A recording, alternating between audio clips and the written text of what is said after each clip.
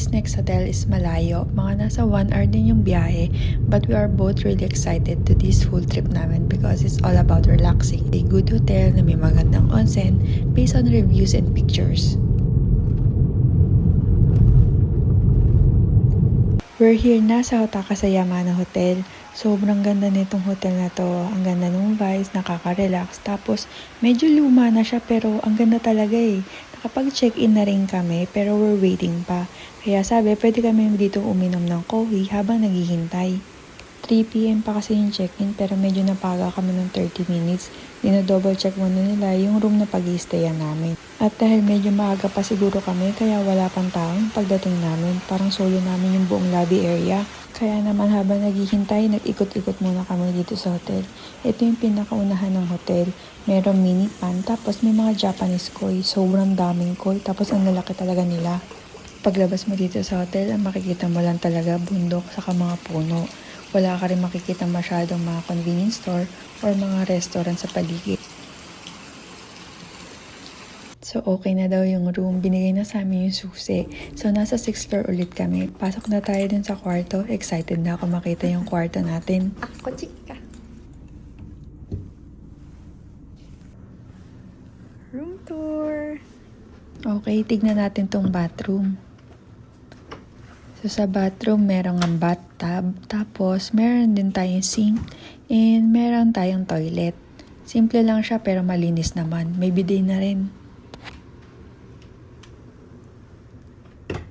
Yung kwarto, ang classic ng vibes niya. Gusto ko yung mga ganito. Malawak din siya, which is good kasi malalagay mo yung mga maleta mo nang hindi sisikip yung walkway mo. Malinis, and yung mga ilaw na ginamit, very relaxing.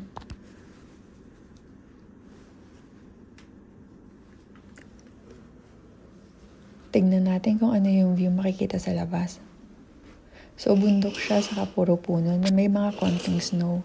Sana mamaya or bukas umulan ng snow para maganda yung view. Hello guys! So, room tour. Ito na yung room natin. Ang ganda. Ito na yung pinaka main door. And then, meron siyang cabinet. Samue, tapos basket, and then slippers. Tapos may extra blanket. Tapos yung kanina, so ito yung toilet. So may bathtub and then yung pinaka toilet mismo. Patay natin yung ilaw. Tapos in this area, ito yung dresser and then yung refrigerator, may kettle and may sembe. And I think ano to? Glass. Tapos may teacup for green tea. Yan. And then this way, may lamp. So, here's the towel. Bath towel. Socks. Tapos ito yung pwede mong gamitin panlabas or kimono.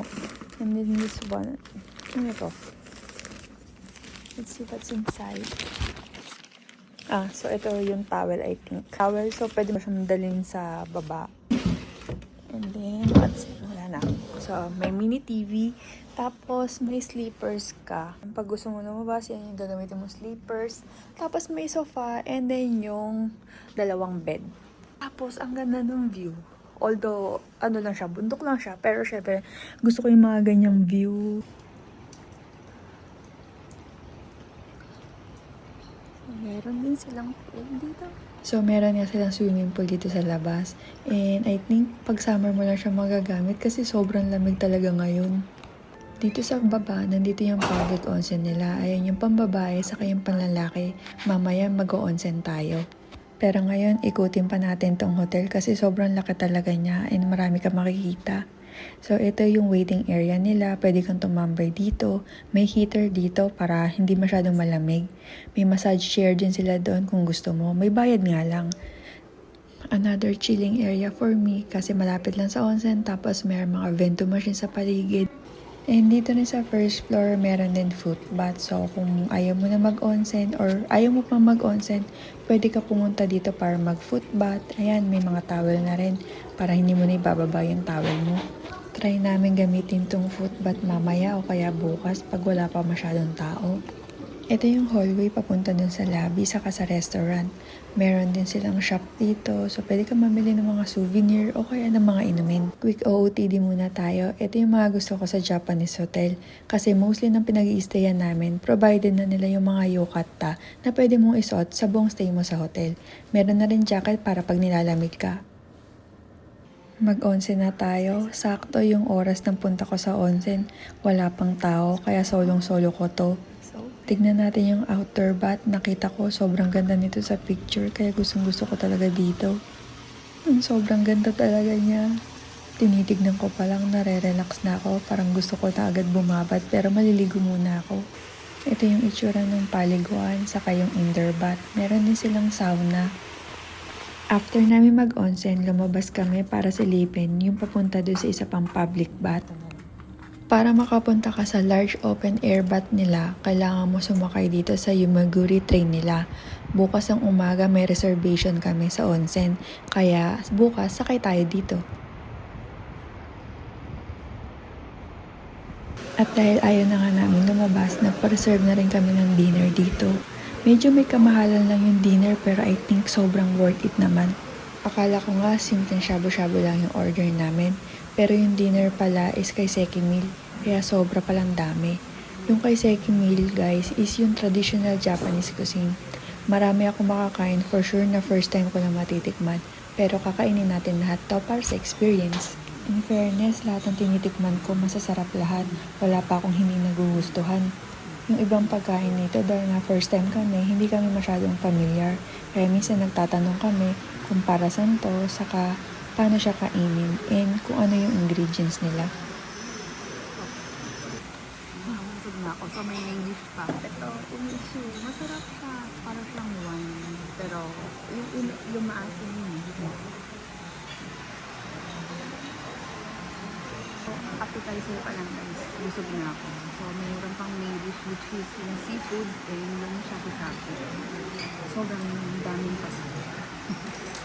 Yan, may rice pa later. Papakita ko ulit sa inyo mamaya pag dumating yung main dish.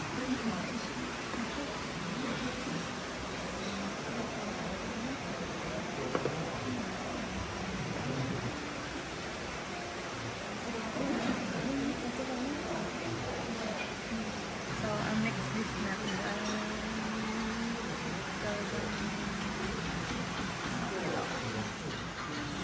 so, nakakain na kami nito dati yung nag-fishing kami. So, usually ito yung sinakain. Pag fishing, ganyan. Kainin na natin siya. Kakagatin mo. Ang show lang siya.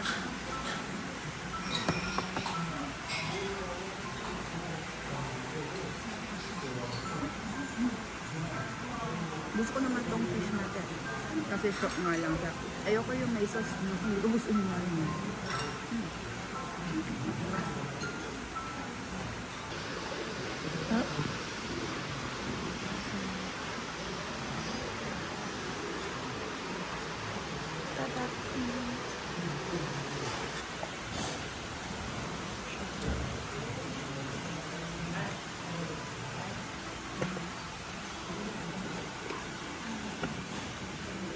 Ilagay na natin siya. Ilagay ko na.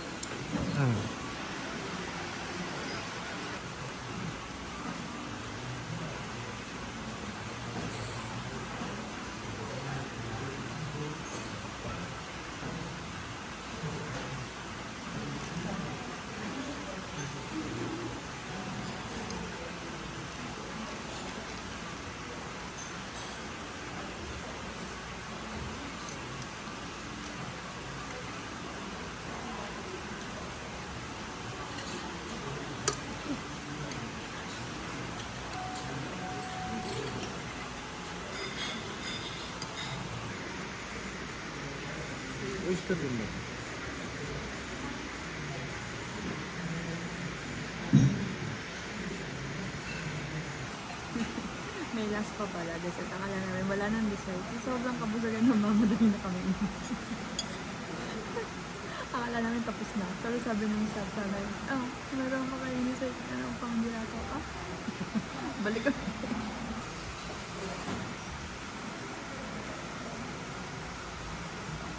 What's up?